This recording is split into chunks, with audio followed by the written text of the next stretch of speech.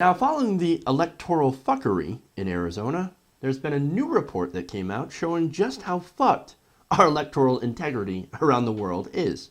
Now, according to a survey conducted by the Electoral Integrity Project, the United States ranks, get this, we're not number 1. Are we number 2? Are we number 10? Oh, I'm being super generous. Number 20? No. We're number 47 in electoral integrity. That's out of 139 countries ranked. Now, are we 139? No. Are we bad? Yeah, we're pretty bad. We're not the worst, but we're pretty bad. Now, in case you're wondering what this survey actually entails, it actually has a measure of dozens of different factors. Now, those factors include voter registration, campaign finance rules, election laws, the voting process, and even vote count. Now, let me give you some of the national stuff before I go into what makes the American system uniquely shitty. Overall, 1 in 6 elections around the world were considered electoral failures. That's pretty bad. But in general, countries in the Americas and in Central and Eastern Europe, as well as Asia, were considered to be on the winning side in terms of electoral integrity, with Scandinavia and Western European countries topping the lists. So, once again, a win for Scandinavia. It's amazing how they're kicking all of our asses. Oh, right. Higher taxes, and you actually get something in return for those taxes, like healthcare and education, as well as not having the dominating influence of money in politics or corporate media that fucking lies to you all the time. Sounds pretty nice. Wish we could have something like that here. Now,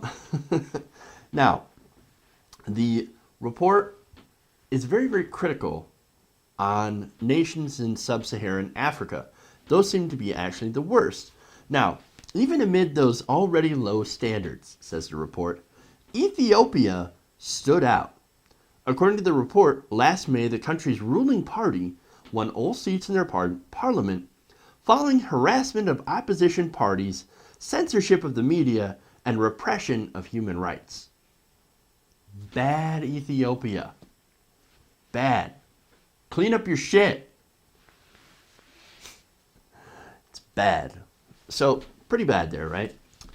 In other places, Syria, Afghanistan, and Bahrain were only described as performing slightly better in elections between 2012 and 2015. Syrian elections during that time were considered the 5th worst. Only Equatorial Guinea, Djibouti, and the Republic of Congo and Burundi ranked lower. Now, these are not surprising. These nations have a little bit of a veneer of democracy, like, oh, you can vote, but we already know who's going to win. They're pretty much single-party dictatorships at this point. So, there's the world, right? So there's what the United States is up against. We're obviously not that bad. So now, what makes the U.S. so bad? Why are we in 47th place? Well, the report explains that in the United States, experts expressed concern about the quality of electoral laws, voter registration, the process of drawing boundaries, districts, redistricting, as well as the regulation of campaign finance. The report says, quote, in the United States, the 2012 presidential election and the 2014 congressional elections were ranked worst of any long-established democracy, especially on campaign finance and electoral registration. Now, one of those issues we hit on all the time. Campaign finance. But before I get into that, I actually want to talk about registration. Why do we not have automatic registration? Why? It baffles the fuck out of me. I have no idea why we don't go to automatic registration. You turn 18, you sign a form, and you should be automatically registered to vote. No matter what. In all elections, boom, one and done. Now, when we're 18, we already have to sign up for selective service in case there's a draft. Why not merge those into one document so that you're registered to vote? And when we're on the subject of that, we should get rid of party registration. Gone.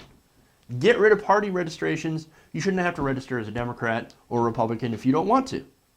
You could be able to register as anything you want to and still be allowed to vote. And that also means getting rid of closed primaries. You're leaving out a chunk of independents, a huge chunk of the American population, if you only restrict voting to just people who register as a party. Now, there are a lot of states that don't do that, that don't have closed primaries, but it should be uniform. We should not have closed primaries anywhere. We should not have one party running the entire thing. And that includes Democrats too, because they're just as guilty as using that. See, the thing about closed primaries that I don't like is that they discourage a vast majority of the American public not to vote. Now remember, the parties only make up a minority of American citizens. I think there's 29% of Americans identify in the Democratic Party, and I think maybe even lower for the Republican Party. People are fed up with party politics. They don't like party politics. A lot of people are independents. You're shutting them out of the process with closed primaries, with making them have to register in a party to be able to vote in any sort of election. That's not right. Why are we discouraging people from getting involved in the political process? We shouldn't be. We should be encouraging people to get involved in the political process. Now, 2016. We're in the middle of the election, right? All of that's underway. I mean, we're going to be finishing up the primary in June and starting on the general. Now, this commission gives a damning preliminary assessment of the 2016 election. Quote, "It remains to be seen how experts assess the 2016 U.S. presidential contest, but the overall country ranking seems unlikely to improve given the persistent problems of campaign funding, heated partisan polarization over registration and balloting procedures, claims of fraud in the Iowa GOP primaries, and an early primary campaign season characterized by the politics of personal attacks, dissatisfied voters, and populist appeals." The main issue is campaign finance. This one issue overshadows pretty much all the other issues. The dissatisfied voters, for example. Well, there's a reason there's so many dissatisfied voters. Because people feel like they're not being represented. 80% of Americans, over 80% of Americans feel like money has too much influence in our political process. The amount of money, the flood of money into our politics has caused our politicians to be only receptive to the largest donors. They're not going to listen to the American public. They're not listening to the people. No, they're listening to the large multinational corporations that give them money to run for election. That's who they listen to. So of course you're going to have dissatisfied voters. The American people are pissed.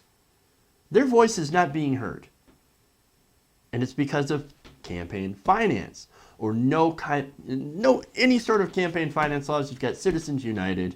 You've got McCutcheon versus FEC. You've got all these decisions that are pro getting money in politics. And now Obama, of course, wants to nominate a Supreme Court justice that was okay with Citizens United, that loves money in politics. I wonder if that has anything to do with him taking millions of dollars from multinational corporations and banks for his electoral runs. Maybe. Not only that, but with all that money in politics, you get constant political ads, the 24/7 news cycle that just encourages people to fight with each other. That's all it does. Politicians to fight each other, but not talk about any of the issues. They want these politicians to fight each other over nonsense, and especially spend money on political ads attacking each other for bullshit. Because the media gets fucking rich off it. They love that super PAC money. They love Citizens United. They never want anybody to talk about it. And if you do, you essentially get blackballed. Or you never get that question. Or you get dismissed. Take a look at what's happened to Bernie Sanders. Take a look at how the media treats him. And he talks about these issues. He talks about campaign finance reform. He talks about getting rid of Citizens United. yet he's never asked a question about it. Not on mainstream corporate media. Not at all. It's the money. The money. You've got to get the money out before you can fix any of these other issues. Because let's be honest, the money's killing our democracy. We're 47th in the world when it comes to electoral integrity. And that, right there, that should remind us that when it comes to standards in the Western world, we're a pathetic disgrace. We can do better. We can do better.